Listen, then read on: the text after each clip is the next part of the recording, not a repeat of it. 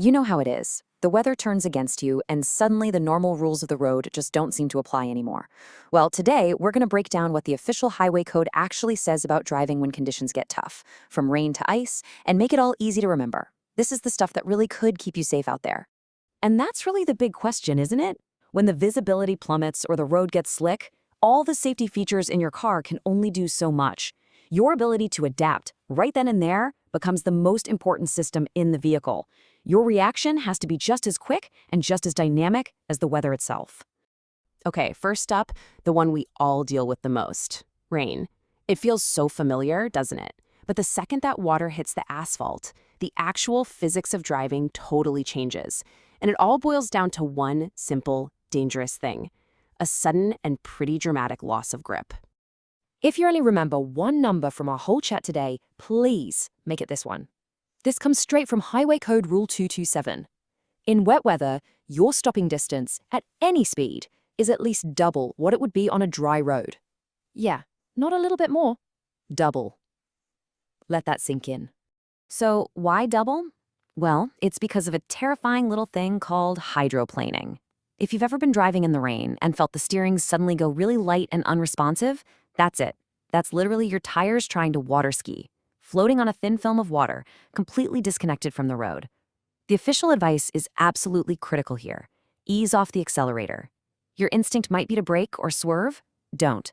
Just let the car slow itself down and you'll feel the grip come back. So, what's the game plan in the rain? Rule 227 lays out a clear strategy, and it's all about creating space and awareness. You know that 2-second gap we all learn for dry roads? Forget it. In the wet, you need to make that a 4-second gap, minimum. You also have to be ready for the spray from trucks and lorries, which can blind you in a split second. And always, always remember that cyclists and pedestrians are so much harder to see, and they're way more vulnerable. Okay, so if rain doubles the risk, what about ice and snow? Well, that's a whole different ballgame. We're talking about a massive leap in danger. And there's a very specific and kind of sobering reason we're calling this section the tenfold threat. Here it is. According to Rule 230, on icy or snowy roads, your stopping distance can be up to 10 times greater than on a dry road. I'm going to say that again, 10 times. To put that into perspective, the space you'd need to stop from just 30 miles per hour is suddenly about the length of a football pitch. And that statistic right there is exactly why the very first piece of advice from Rule 228 isn't about how to drive on ice, it's about if you should even be driving at all. Before you so much as pick up your car keys, you have to ask yourself, is this journey absolutely 100% essential? If the answer is no, the safest thing you can do is stay put. But look, sometimes you just have to go, right? If that's the case, Rule 229 gives you a pre-drive checklist that is not up for debate. And pay close attention to that word must. In the language of the highway code, must means it's the law. You must have a clear view out of all your windows. Your lights and number plate must be clean and visible. And clearing that snow off your roof? That's not just being considerate, it's so you don't launch a giant sheet of ice into the windscreen of the car behind you. Just look at this comparison. It shows how everything, and I mean everything, you do as a driver has to change on ice. Rule 231 basically tells you to drive like there's an egg under your pedals. Every single action, accelerating, braking, steering, has to be slow, smooth, and gentle.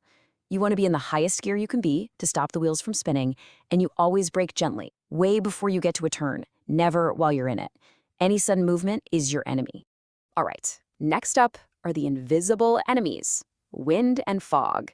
These are the hazards that mess with your senses and your car's stability. And frankly, they can catch even the most experienced driver completely off guard.